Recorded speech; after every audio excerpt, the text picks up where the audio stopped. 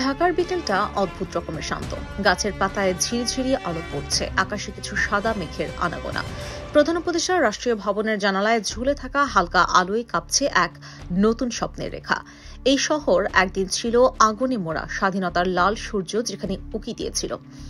গোলাগুলির ধোঁয়ায় ভেতর দিয়ে আজও সেই শহরে আগুন জ্বলছে। তবে এবার তার শিখা নয়, তার রাজনীতির তৃপ্ত আলো, ইতিহাসের নতুন অধ্যায়ে কলম হাতে দাঁড়িয়ে ডক্টর মোহাম্মদ ইউনূস নোবেলজয়ী। কিন্তু আজ তার পরিচয় কেবল অর্থনীতিবিদ নন, বরং এক রাজনীতির কূটনৈতিক অভ্যুত্থানের স্থপতি।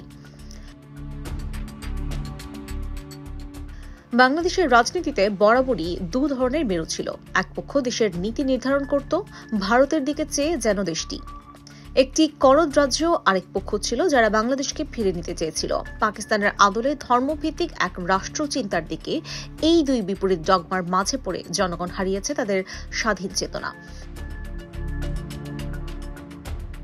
তাদের জাতীয় গর্ব। কিন্তু এই অবস্থান থেকে ছিটকে বেরিয়ে এসেছেন একজন মানুষ, প্রফেসর ডক্টর মোহাম্মদ ইউনূস।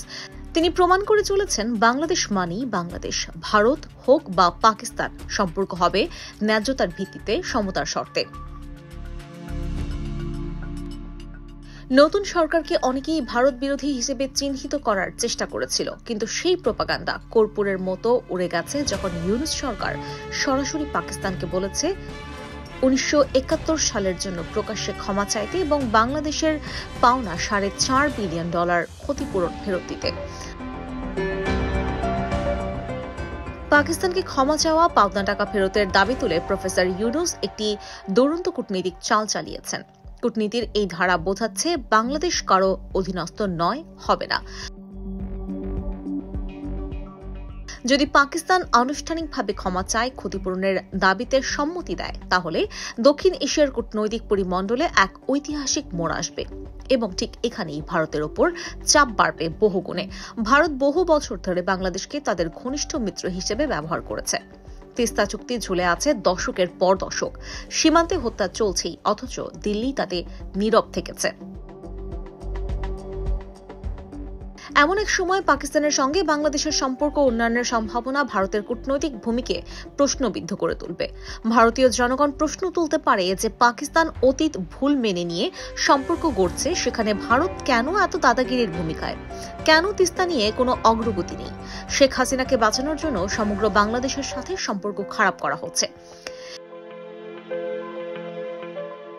এরকম মনোভাব মোদীর রাজনৈতিক স্বার্থে এক অন্তর্ঘাত হয়ে উঠতে পারে। বছরের পর বছর আন্তর্জাতিক রাজনীতির মঞ্চে বাংলাদেশকে দেখা হয়েছে ভারতের ছায়া কিংবা পাকিস্তানের অতীত বলে, যেন দক্ষিণ এশিয়ার রাজনীতিতে বাংলাদেশ একটি ছোট ভাই মাত্র, যার সিদ্ধান্ত অন্যরা নেয়, যার পথ দেখায় প্রতিবেশীরা। কিন্তু সেই বদ্ধ চক্র ভেঙে বেরিয়ে এসেছেন একজন মানুষ, প্রফেসর ইউনূস। তার কূটনীতিক চালে আজ দক্ষিণ এশিয়ার রাজনীতির নতুন প্রেক্ষাপট আঁকা হচ্ছে। বাংলাদেশ আর কারো ছোট ভাই নয়, আজ বাংলাদেশি হতে চায় বড় ভাই, পথ প্রদর্শক। শেখ হাসিনার বিদায়ের পর ভারত যখন পুনঃপ্রতিষ্ঠার পথ খুঁজছে, তখনই পাকিস্তানের সঙ্গে সম্পর্ক উন্নয়নের এই সম্ভাবনা নতুন করে আঘাত হানছে দিল্লির কৌশলে। মোদী প্রশাসনের উপর চাপ বাড়ছে, সামাজিক মাধ্যমে ছড়িয়ে পড়ছে বিদ্রুপ।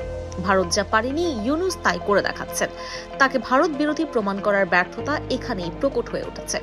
ইউনূসের ইন্টারভিউগুলোর সারাংশ, আমাদের সম্পর্ক হবে ন্যায়ের ভিত্তিতে, প্রভুত্বের ভিত্তিতে নয়।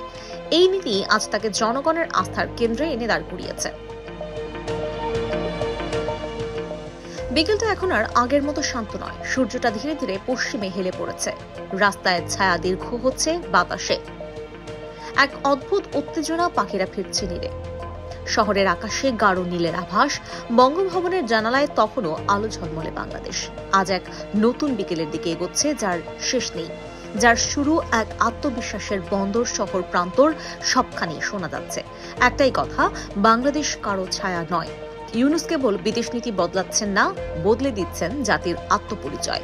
যেখানে একসময় কূটনীতি মানেই ভারত কেন্দ্রিক বোঝাপড়া, সেখানে আজ বাংলাদেশের পররাষ্ট্রনীতি বহুমুখী।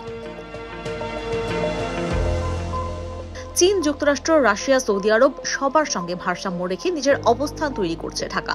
আজ এক ভারতীয় বা পাকিস্তানি চোখ বন্ধ করলে নিজের দেশকে যতদূর দেখে, বাংলাদেশও এখন ততদূরই দৃশ্যমান।